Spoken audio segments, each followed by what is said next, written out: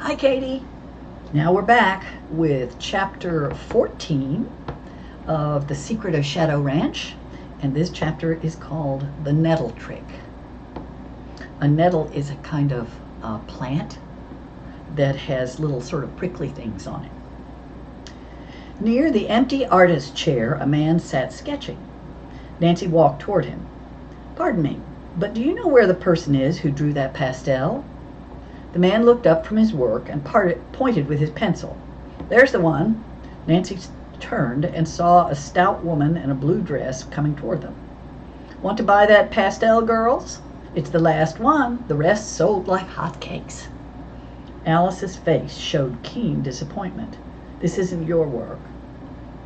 The woman chuckled and sat down heavily. "That's right, dearie. I can't even draw a cow. I'm a dealer. I buy from the artists and sell their work." "Where's the man who did this picture?" Nancy pressed. "That I don't know.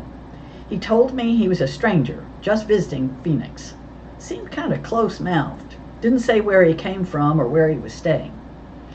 Nancy asked, "Was he a slender, gray-haired man?" "Yes. Said his name was Bercy. Do you know him?" "We think so," Nancy replied. Alice looked longingly at the picture. "How much is it?" she asked the woman. When Alice heard the price, her face clouded.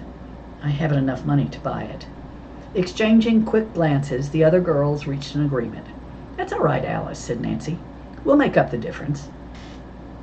When the picture was paid for, Alice took it gratefully. She thanked the girls as they walked away from the dealer, then added, "Oh, Nancy, you've been so wonderful to me."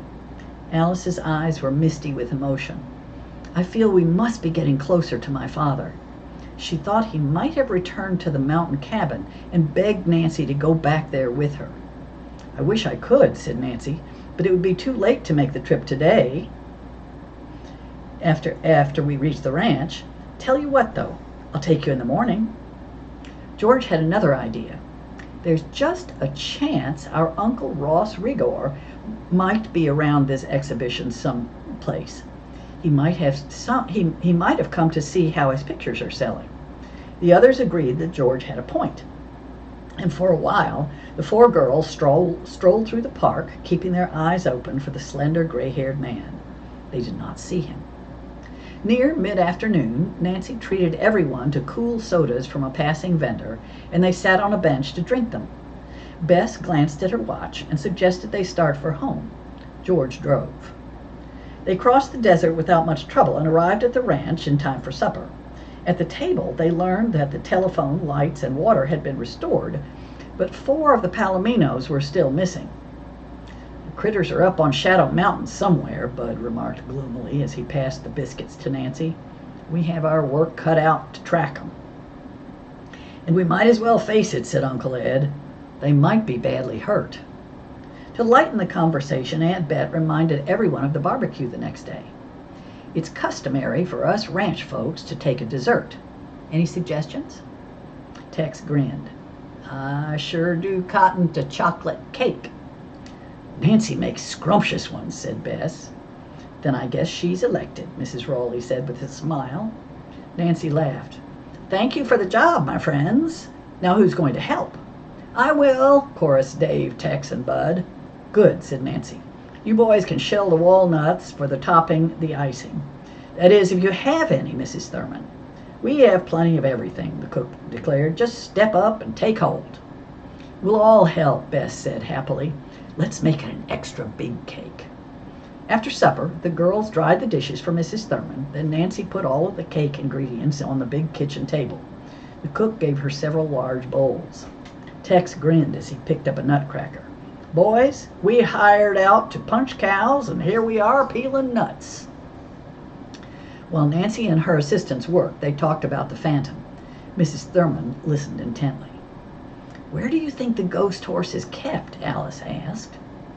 "Folks say Valentine had a hideout on Shadow Mountain," Mrs. Thurman spoke up, "and I guess that's where the critter stays now, same as it did in life."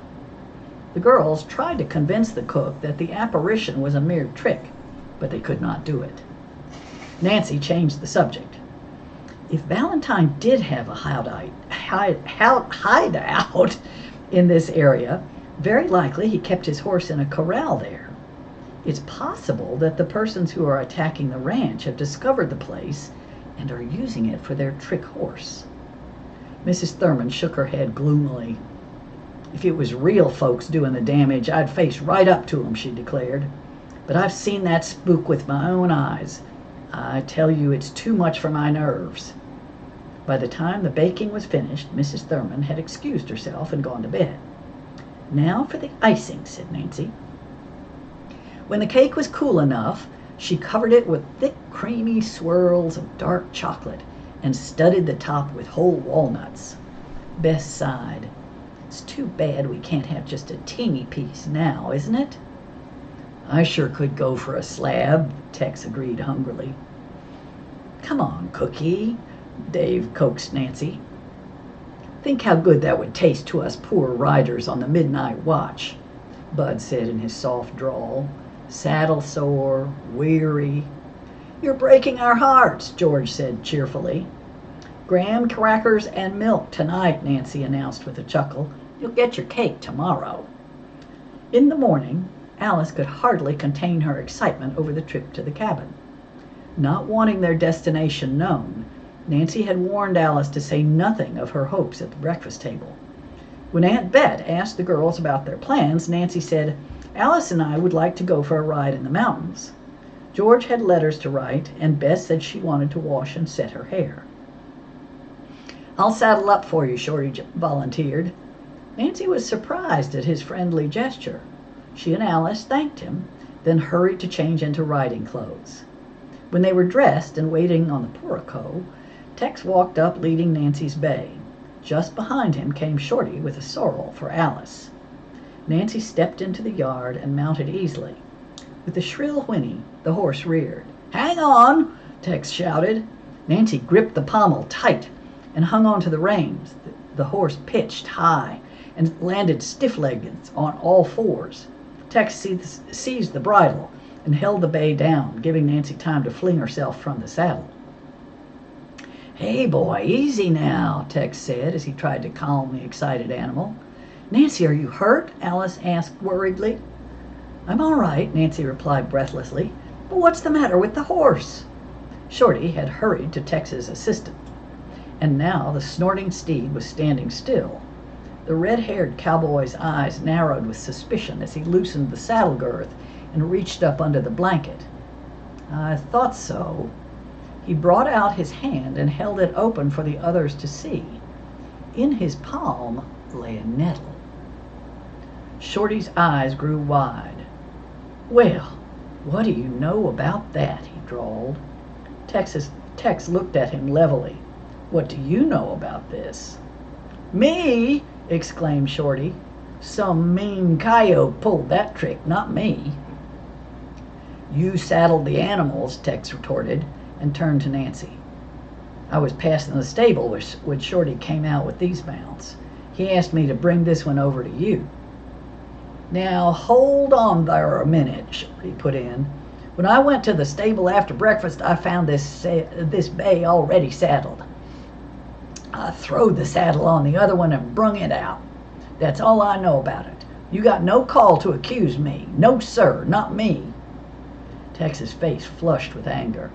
"If you're telling the truth, Shorty Steele, I apologize." Before the stocky cowboy could answer, Nancy suggested that Tex check Alice's saddle blanket. He did and reported that it was all right. The girls mounted and rode toward the meadow. "Hang on, Nancy," Tex shouted. "I don't believe Shorty was telling the truth," said Alice.